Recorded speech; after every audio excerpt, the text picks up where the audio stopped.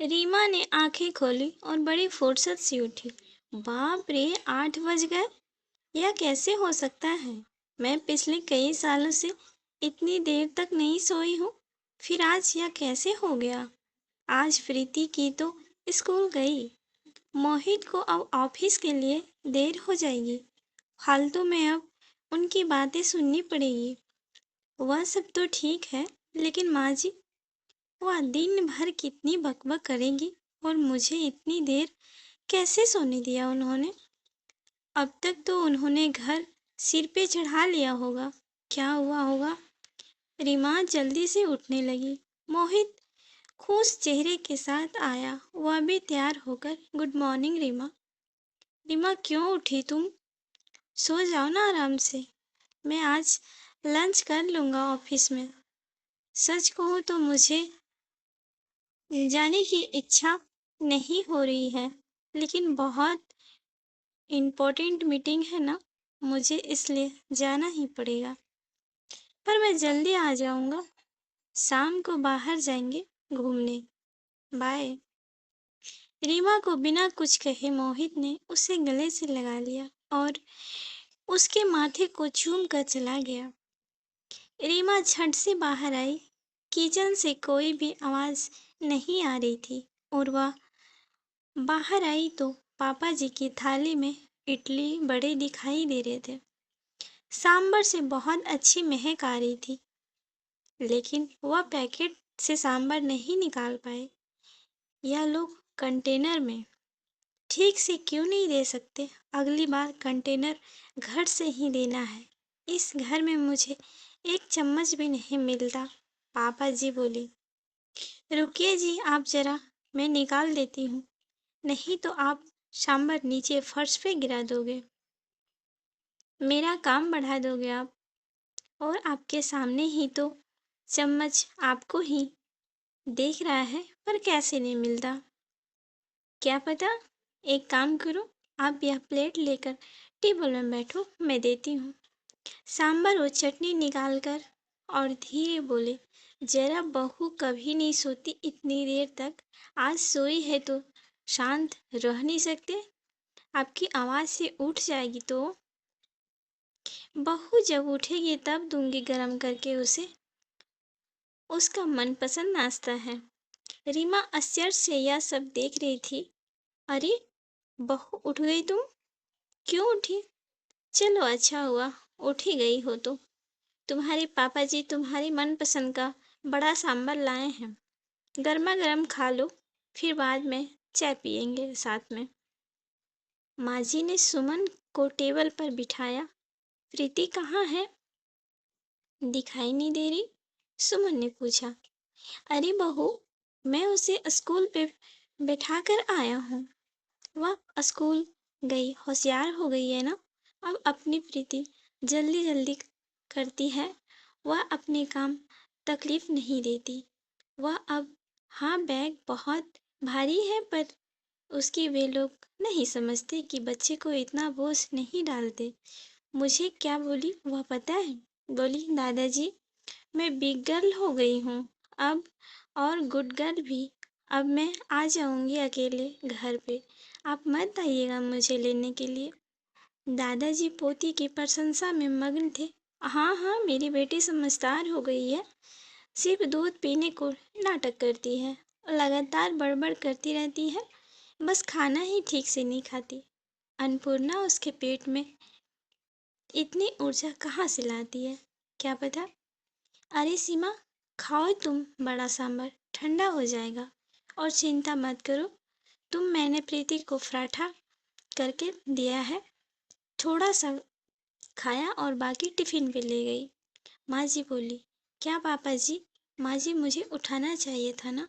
आप लोग क्यों नहीं मुझे उठाया? सारा काम आप लोग ने ही कर लिया। जाने दो खाने में क्या बनाऊं? रीमा ने अपराध बोध जताते हुए कहा। रीमा, तुम कुछ मत करो, तुम्हारी बर्थडे सेलिब्रेशन है ना आज। बस मस्त मौज करो। हमारे पड़ोसी में वह चंदा आती है ना खाना बनाने के लिए, उसे बोला है मैंने आज से रोटी बनाने के लिए, बाकी का काम मैं कर लूँगी। तुम कितना काम करोगी अकेले? तुम्हारी क्लास, प्रीति का होमवर्क, बाहर के काम, यह सब मोहित भी कुछ काम करने के लिए मदद कर लेगा। तुम्हें सबके पीछे पीछे दौड़ना पड़ता है। अब आराम किया करो। तुम नहीं तो ऐसा करो ना, तुम और मोहित 4 दिनों के लिए घूमने चले जाओ। बहुत दिन हो चुके हैं, वैसे भी तुम दोनों कहीं गए नहीं हो। प्रीति को यहाँ ही रहने दो, हम संभाल लेंगे। एक दिन दूसरे के साथ वक्त बिताना भी जरूरी है, माँ जी बोली। नाश्ते के बाद माँ जी ने चाय बनाई और तीनों ने बातें की और चाय पी। रीमा का दिन अच्छा गया। कल उसका खास दिन था, लेकिन आज उसका जन्मदिन उसकी सहेलियों ने मनाया। उस वजह से वह कुछ ज्यादा ही खुश थी। मोहित जल्दी घर आऊंगा ऐसा बोला था, पर आया ही नहीं। दोस्त की आज पार्टी थी, तो वह घर देर से आने वाला था। माँ जी और पापा जी भी सो गए प्रीति को लेकर। सुमन भी सो गई। कुछ समय बाद रीमा को बहुत आवाज सुनाई देने लगी। वह अचानक उठ गई। प्रीति उसके बाजू में नहीं थी। वह डर गई और हॉल में आई। हर तरफ अंधेरा था और अचानक रोशनी आ गई। हैप्पी बर्थडे टू यू, अचानक जोर से बोले। माँ जी, पापा जी, मोहित सब हंसकर उसे विश कर रहे थे। प्रीति ने दादी की मदद से सुंदर केक बनाया था। रीमा ने केक काटा और सबको खिलाया। सभी खुशी से मारे सो गए। फिर बाद में सुबह रीमा उठकर देखती है तो पास में सुंदर सा ग्रीटिंग कार्ड उसकी बेटी प्रीति ने खुद के छोटे हाथों से बनाया था। वह कार्ड देखकर सुमन बहुत खुश हुई। उतने में एक बड़ा टेडी बियर चलते हुए उसके पास आया। सरप्राइज मम्मा, यह मैंने तुम्हारे लिए स्पेशल लिया है। मेरे पिगी बैंक से सेविंग करके। रीमा को गले से लगाकर उसकी लाडली बेटी बोली। रीमा की आंखों से खुशी के आंसू छलक पड़े। अब मोहित की भारी थी। उसने रीमा से कहा कि वह अपने आंखें बंद कर ले और उसके लिए लाया हुआ खूबसूरत हीरो का हार उसके गले में डाल दिया और उसे आईने के सामने खड़ा कर दिया। वाह! अब सच में वह हार कितना खूबसूरत लग रहा था। सुंदर लग रही थी मेरी रानी, लगता है जैसे यह तुम्हारे लिए ही बना है। मोहित ने खुशी से रीमा को गले लगा लिया। तभी रीमा कुछ कहने ही वाली थी कि माँ जी आ गई। यह दुनिया की सबसे अच्छी बहू रानी के लिए, मतलब हमारी बेटी के लिए है। माँ जी, पापा जी ने कश्मीर का टिकट रीमा के हाथों पे रखा और रीमा उनके पैरों पर आशीर्वाद देने के लिए झुकी। लेकिन माँ जी ने उसे गले लगा लिया। पापा जी ने सिर पे हाथ रखा, आशीर्वाद दिया। या क्या माँ जी? पापा जी, इतना बड़ा सरप्राइज! वास्तव में इसकी कोई जरूरत नहीं थी और हम दोनों ही क्यों जाएं? रीमा ने उत्सव से कहा। नहीं नहीं, हम बुढ़े हो गए हैं, क्या करेंगे वहाँ? वैसे भी आप दोनों को इसकी जरूरत है और हम प्रीति को भी अच्छे से ख्याल रख लेंगे। आप दोनों फुल एंजॉय करो। वह सेकेंड हनीमून क्या बोलते हैं ना। आप जाओ, हम चले जाएंगे। पापा जी ने धीरे से मोहित को आंखें भरी। रीमा और मोहित दोनों शर्मा गए। चलो पैकिंग करो, आपको कल सुबह निकलना है। और आज क्या खाना बनाना है? आज रीमा की पसंद की खाना बनेगा, माँ जी की फरमाइश ने किया।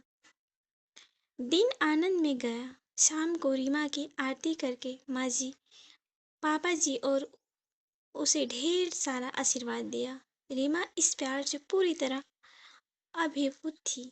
पूरी तैयारी हो गई थी, कल सुबह जल्दी जाना, इसलिए बैग भर के मोहित रीमा तैयार हो गए। कश्मीर के सपने देखकर रीमा को कब नींद आ गई वह उसे समझ में नहीं आया। दोनों कश्मीर पहुंच गए जैसे स्वर्ग ही है। कितना खूबसूरत था सब कुछ। मोहित रीमा सब भूलकर एक दूसरे में खो गए। यह हंसी वादियों, ये खुला आसमां। मोहित गाना गा रहा था और रीमा जैसे नई नवेली दुल्हन की तरह शर्मा रही थी। एक दूसरे के ऊपर बर्फ के गोले फेंक कर छोटे बच्चों जैसे दोनों मस्ती कर रहे थे। दोनों आज आइस स्केटिंग के लिए आए थे।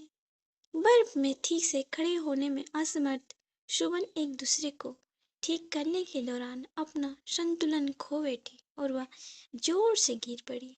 आंखें खोलकर देखती हैं तो क्या, उसके बेड के ऊपर से वह गिर पड़ी। बाजू में मोहित सोया हुआ था, मतलब वह सपना था। इतने में बेल बजी, दूध वाला आया होगा। बाहर आए उतने में उनकी सास उससे बोली, अरे रीमा, हर रोज कैसे देर उठती हो तुम? 15 मिनट देर हो गई आज तुम्हें, जल्दी करो। अब चाय बनाओ और नाश्ते में कुछ अच्छा नमकीन बनाओ, और मेरी सहेली आने वाली है, आज कुछ अच्छा खाना बनाना उसके लिए। और हाँ, घर पर ही रहना, आज कहीं बाहर मत जाना। माँ जी की रोज की कटकट चालू हो गई और रीमा सचमुच सपने से हकीकत में आ गई।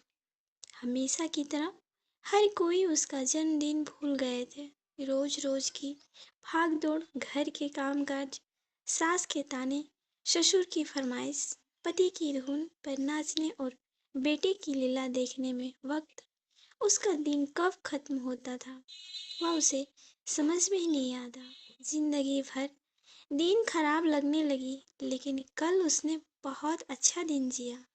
लेकिन इस एक रात के मीठे सपने में उसने इतने खुशनुमा पल जिए, और उसके लिए क्या कम था। मन में उस कश्मीर का सपना साकार होने की प्रतीक्षा में वह काम करने लगी। तो फ्रेंड्स, कैसी लगी आपको यह कहानी?